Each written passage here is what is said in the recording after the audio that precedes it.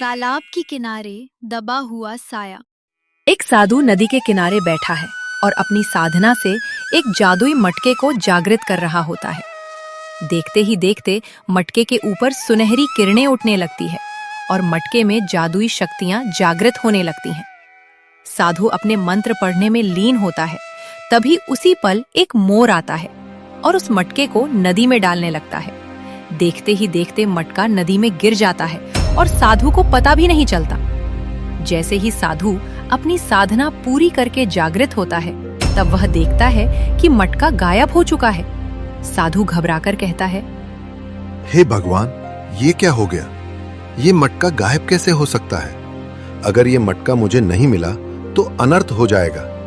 ये शक्तियां अगर किसी गलत आदमी के हाथ लग गई तो वो अपनी 3 विशाल इच्छाओं को पूर्ण कर पाएगा।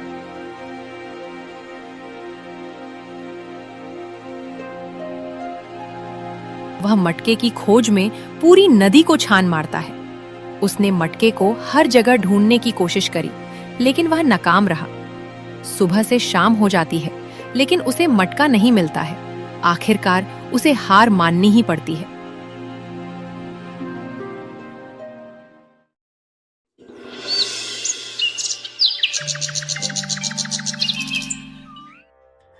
आठ साल बाद विजय जंगल से लकड़ी काटकर लौटा है और थकान मिटाने के लिए झील के किनारे बैठा है।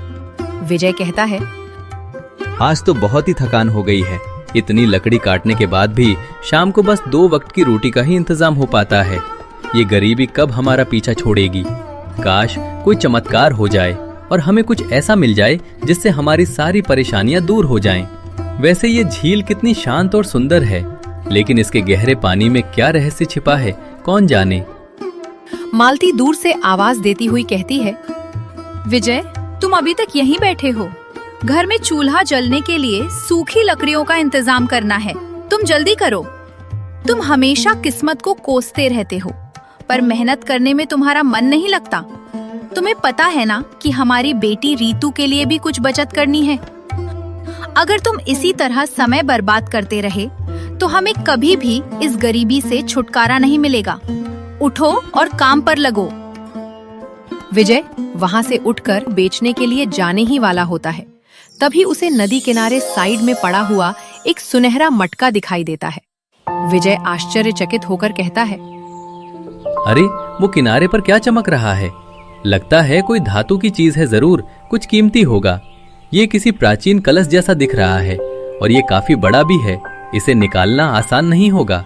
मुझे लगता है आज किस्मत ने सचमुच हम पर मेहरबानी दिखाई है।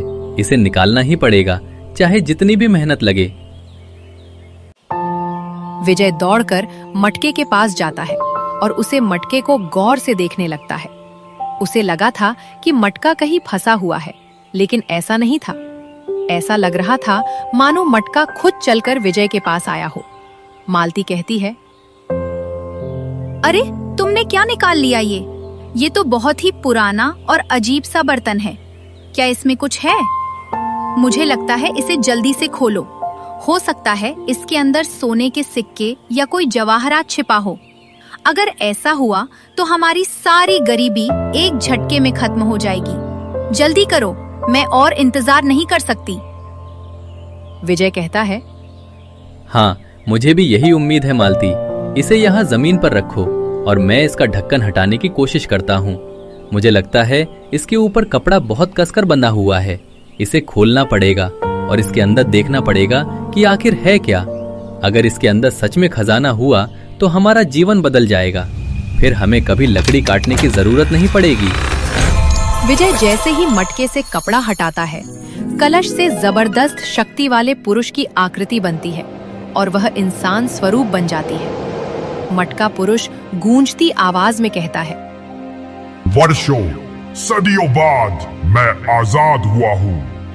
धन्यवाद नश्वर मनुष्य, जिसने मुझे इस बंधन से मुक्त किया है। मैं इस प्राचीन जल मटके का स्वामी हूँ और मेरी शक्ति बहुत विशाल है। अब तुम मुझसे डरना बंद करो। मैं तुम्हें कोई नुकसान नहीं पहुंचाऊंगा। तुम्हारे इस उपकार के बदले मैं तुम्हारी 3 इच्छाएं पूरी करने का वचन देता हूँ। बोलो, तुम्हें क्या चाहिए? विजय और मालती भय से कांप रहे हैं और दूर हट जाते हैं। विजय कहता है, हे भगवान, ये कैसा जादू है? हमें माफ कर दो।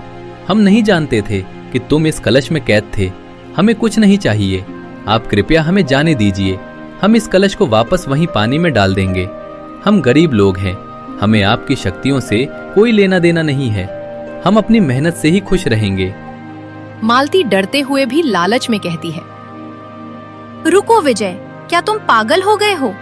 यह व्यक्ति हमारी 3 इच्छाएं पूरी करने की बात कर रहा है। हम इतने सालों से गरीबी में जी रहे हैं और जब मौका मिला है तो तुम उसे गंवाना चाहते हो। हमें जल्दी से अपनी इच्छाएं बतानी चाहिए। महाराज, हम बहुत गरीब हैं। अगर आप सच में हमारी इच्छाएं पूरी कर सकते हैं तो मैं आपसे कुछ मांगना चाहती हूँ। मटका पुरुष मुस्कुराते हुए कहता है, डरने की जरूरत नहीं है। मैंने कहा ना कि मैं तुम्हारी 3 इच्छाएं पूरी करूंगा। एक भी ज्यादा नहीं और एक भी कम नहीं। इस कलश का नियम है कि मुक्ति के लिए 3 इच्छाएं जरूरी हैं। नश्वर मनुष्य, अपनी पहली इच्छा बताओ और ये सोच समझकर मांगना। तुम्हारे पास पर्याप्त समय है। घबराओ मत, मैं यही हूं। लेकिन याद रखना, इच्छा पूरी होने के बाद मैं कुछ समय के लिए फिर से कलश में समा जाऊंगा। मालती आगे बढ़कर विजय को अनदेखा करते हुए कहती है, मेरी पहली इच्छा ये है कि मुझे सोने का एक ऐसा हार चाहिए जो दुनिया में किसी के पास ना हो। वो इतना भारी और शुद्ध हो कि हमारी सारी गरीबी एक झटके में खत्म हो जाए। वो हार इतना बड़ा होना चाहिए कि उसे देखकर राजा महाराजा भी ईर्ष्या करें और हमारे गांव के सभी लोग हमें सम्मान की नजरों से देखें। हाँ, और वो हार हर समय मेरे गले में होना चाहिए। सोने का वो हार ही मेरी पहली और सबसे बड़ी इच्छा है। विजय अचंभित होकर कहता है, मालती, तुम ये क्या मांग रही हो? हमें तो बस थोड़ा सा धन और एक अच्छा घर चाहिए था। तुमने अपनी पहली इच्छा में ही इतना बड़ा और बेकार का लालच कर लिया। ये ठीक नहीं है। हमें साधु महाराज ने हमेशा सिखाया है कि लालच बुरी बला है, पर तुमने फिर भी हार मांग लिया। मटका पुरुष गंभीर स्वर में कहते हैं, इच्छा मांग ली गई है और अब इसे पूरा करना मेरा कर्तव्य है। नश्वर स्त्री, तुम्हारी पहली इच्छा पूरी होती है, लेकिन तुम दोनों अपनी अगली 2 इच्छाएं बहुत सोच समझकर मांगना। तुम्हारे पास एक ही मौका है। अब मैं कुछ देर के लिए विश्राम करूंगा और फिर तुम्हारी दूसरी इच्छा के लिए प्रकट होऊंगा। तब तक इस कलश को संभाल कर रखना। मटका पुरुष तुरंत गायब हो जाते हैं और मटके के अंदर समा जाते हैं।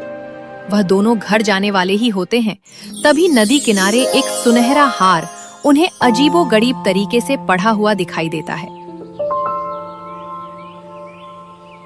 जैसे जैसे वो आगे बढ़ रही थी, उनको ऐसा लग रहा था कि उनके पीछे कोई आ रहा है और उनका पीछा कर रहा है। और रीतु पास खड़ी होती है। मालती कहती है, देखो रीतु, कैसा लग रहा है तुम्हारा हार? मैंने तुमसे कहा था ना कि एक दिन हमारी किस्मत बदलेगी और हम अमीर बनेंगे। अब कोई हमें गरीब नहीं कहेगा। इस हार को देखकर सब लोग हमारी इज्जत करेंगे और हमसे जलेंगे। अरे पतिदेव, तुम्हें क्या हुआ? तुम अभी भी इतने उदास क्यों हो? तुम्हें खुश होना चाहिए। हम अब अमीर बन गए हैं। विजय कहता है, मैं खुश नहीं हूँ मालती। मटका पुरुष ने हमें मौका दिया था कि हम अपनी सारी परेशानियों को दूर कर लें, लेकिन तुमने केवल एक सोने का हार मांगकर सारी बात बिगाड़ दी। इस हार से हमारा जीवन कैसे चलेगा? ये तो बस तुम्हारी लालच की निशानी है। इससे ना हमारा घर ठीक होगा और ना हमें 2 वक्त का खाना मिलेगा। रीतु कहती है, माँ, पिताजी सही कह रहे हैं। ये हार बहुत सुंदर है, पर पिताजी को अभी भी लकड़ियाँ काटनी पड़ेंगी ना। हम इस हार को बेच भी नहीं सकते, क्योंकि ये दुनिया में किसी और के पास नहीं है। इसे कहाँ बेचेंगे? मुझे लगता है हमें कलश पुरुष से दूसरी इच्छा में एक बड़ा और सुंदर घर मांगना चाहिए, जहाँ हम सब आराम से रह सकें। मालती कहती है, चुप रहो तुम दोनों। तुम क्या जानो हार की कीमत? ये हार हमारी पहचान है। ये हमारी अमीरी को दर्शाता है। तुम्हारी अगली इच्छा के लिए मैंने एक बेहतर योजना बना रखी है। तुम दोनों बस इंतजार करो और देखो। जब मटका पुरुष आएगा तब मैं उससे दूसरी इच्छा मांगूंगी जो हम तीनों के लिए सबसे अच्छी होगी। थोड़ी ही देर में अचानक फिर से मटके का कपड़ा अपने आप हटाता है और मटका पुरुष प्रकट होते हैं। मटका पुरुष खुश होकर कहता है, नश्वर मनुष्यों, मैं लौट आया हूं। तुम्हारी पहली इच्छा पूरी हो चुकी है। अब समय आ गया है कि तुम अपनी दूसरी इच्छा बताओ। क्या तुमने सोच लिया है कि तुम्हें क्या मांगना है? सोने के हार से क्या तुम्हें खुशी मिली या अभी भी कुछ और चाहिए? अपनी दूसरी इच्छा जल्दी से बोलो। मालती तुरंत कहती है, हाँ, मेरी दूसरी इच्छा ये है कि मैं एक रानी बनूं और मेरे पति राजा बने और हमें रहने के लिए एक विशाल महल मिले। हम इस छोटे से गांव में नहीं रहना चाहते। हमें सम्मान और सत्ता चाहिए ताकि कोई हमें गरीब न समझे। और हाँ, रीतू को एक राजकुमारी की तरह सभी सुख सुविधाएं मिलनी चाहिए। यही मेरी दूसरी इच्छा है। विजय हैरान होकर कहता है, मालती, ये तुम क्या कर रही हो? राजा रानी बनकर हम क्या करेंगे? हम तो लकड़ी काटना जानते हैं। फिर हमारा महल कौन संभालेगा और हम शासन कैसे करेंगे? हमें तो कोई अनुभव भी नहीं है। तुमने फिर से बड़ी लालच वाली इच्छा मांग ली। क्या तुम ये नहीं समझती कि सादगी में ही सुख है? कलश पुरुष ठहाका लगाते हुए कहता है, तुम्हारी दूसरी इच्छा भी पूरी होती है। नश्वर मनुष्यों, तुम अपनी इच्छाओं की सीमा नहीं जानते। अब तुम राजा और रानी हो और तुम्हारा महल इस झील के पास ही तुम्हारा इंतजार कर रहा है। कुछ समय बाद मैं तीसरी इच्छा के लिए वापस आऊंगा। तब तक अपने नए जीवन का आनंद लो। ऐसा कहकर मटका पुरुष पुनः गायब हो जाते हैं और मटके में समाहित हो जाते हैं। थोड़ी देर बाद विजय, उसकी पत्नी मालती और उसकी बेटी ऋतु अपने महल पहुंचते हैं। वहां देखते हैं कि मटका महाराज ने उन्हें बहुत ही बड़ा विशाल महल दिया है। मालती महल के सारे जवाहरात और सोने को देखती है, पर वह अभी भी असंतुष्ट दिखती है। विजय को अपना राज सिंहासन दिखाई दे रहा था, लेकिन उसे पर बैठने की उसकी कोई इच्छा दिखाई नहीं दे रही थी। मालती कहती है, ये महल तो सुंदर है, पर यहाँ कोई काम करने वाला नौकर क्यों नहीं है? सारा काम हमें खुद ही करना पड़ेगा क्या? हमारे पास इतना धन और सत्ता है, लेकिन हम अभी भी पहले की तरह ही। फीलिंग आ रही है, ये कैसी रानी बनी मैं? अब मुझे ये सब अच्छा नहीं लग रहा है। मेरे पास दुनिया का सबसे अनोखा हार है। मैं रानी भी हूँ, पर मुझे शांति क्यों नहीं है? विजय कहता है, मैंने तुमसे पहले ही कहा था मालती, सत्ता और धन से खुशी नहीं मिलती। हम अपनी सादगी में ज्यादा खुश थे। महल जरूर बड़ा है, पर इसे संभालने के लिए लोग चाहिए और उन्हें काम पर रखने के लिए हमें शासन करना पड़ेगा। हमें मटका पुरुष से बस एक छोटी सी झोपड़ी और 2 वक्त की रोटी मांगनी चाहिए थी। बस इतना ही पर्याप्त था। रीतू कहती है, माँ, पिताजी सही कह रहे हैं। मैं राजकुमारी हूँ, पर मैं अपनी सहेलियों को बहुत याद कर रही हूँ। इस बड़े महल में मुझे बहुत अकेलापन महसूस होता है। काश हम अपनी पुरानी जिंदगी में वापस चले जाते। मैं अपनी पुरानी छोटी सी झोपड़ी को बहुत मिस कर रही हूँ। मालती गुस्से में कहती है, बकवास बंद करो तुम दोनों। अब हम रानी और राजा हैं। हमें ऐसे नहीं सोचना चाहिए। हमें अब अपनी तीसरी और आखिरी इच्छा के बारे में सोचना चाहिए, जिससे हम हमेशा के लिए खुश हो सकें। मुझे लगता है हमें अपनी उम्र कम कर देनी चाहिए, ताकि हम हमेशा जवान रहें और इस धन का आनंद ले सकें। तभी मटके से फिर से मटका पुरुष प्रकट होता है और वहां जोर से कहता है, मैं आ गया हूं राजा और रानी। क्या तुमने अपनी तीसरी इच्छा के बारे में सोच लिया है? सोच समझकर बोलना, क्योंकि ये तुम्हारी आखिरी इच्छा है और इसके पूरा होते ही मैं हमेशा के लिए आजाद हो जाऊंगा। विजय घबराकर कहता है, नहीं महाराज, मेरी पत्नी फिर से कुछ बड़ी लालच वाली इच्छा वाली है। हम बहुत दुखी हैं। हमें ये राजसी जीवन नहीं चाहिए। ये हमारे लिए एक बड़ा बोझ बन गया है। मेरी तीसरी इच्छा ये है कि हम फिर से अपने पुराने शांत जीवन में लौट जाएं, जहां हम लकड़ी काटकर खुश थे। मालती बीच में टोकते हुए कहती है, आप चुप रहो मेरे पतिदेव, तुम्हें कुछ पता नहीं है। तुम्हें हमेशा अपनी गरीबी ही अच्छी लगती है। मेरी तीसरी इच्छा ये है कि हमें एक सोने के सिक्कों से भरा एक बक्सा मिल जाए, जिससे हम नौकर लगा सकें और हमारी अलग ही प्रजा बना सकें। मटका पुरुष एकदम क्रोधित होकर कहते हैं, मूर्ख स्त्री, तुम्हारी यही आखिरी इच्छा है और ये पूरी होती है। लेकिन तुम नहीं जानते कि तुम क्या मांग रही हो। अब तुम हमेशा धनवान रहोगी, पर अब मैं आजाद हूं और अब इस दुनिया में केवल मेरी सत्ता होगी। कलश पुरुष का शरीर अचानक बदल जाता है। उसका चेहरा भयावह हो जाता है और वह एक भयानक डरावने राक्षस का रूप ले लेता है। राक्षस भयंकर आवाज में कहता है, मैं अब आजाद हूं। मैं कोई मटका पुरुष नहीं, बल्कि भयंकर राक्षस हूं। उस साधु ने मुझे इस कलश में कैद किया था और कहा था कि अगर कोई मनुष्य अपनी 3 इच्छाएं पूरी करवा लेगा तो मैं आजाद हो जाऊंगा। तुमने मुझे आजाद किया है और अब मैं तुम्हें और तुम्हारे इस पूरे महल को खा जाऊंगा। मालती और रीतु भय से चीखने लगते हैं। विजय अपनी जेब से एक छोटी साधारण शीशी निकालता है। यह वही शीशी है जो एक दयालु साधु ने उसे जंगल में दी थी। मालती डरते हुए कहती है, हे भगवान, हमने ये क्या कर दिया? ये तो राक्षस निकला। मेरे लालच ने हम सबको मुसीबत में डाल दिया। अब हम क्या करेंगे पतिदेव? अब तो हमारी कोई इच्छा भी नहीं बची है। अब हम सब मारे जाएंगे। काश मैंने केवल 2 वक्त की रोटी ही मांगी होती, तभी हम सब सुरक्षित होते। विजय साहस दिखाते हुए कहता है, शांत हो जाओ मालती, अभी भी एक रास्ता है। उस साधु ने मुझे एक रास्ता दिखाया था।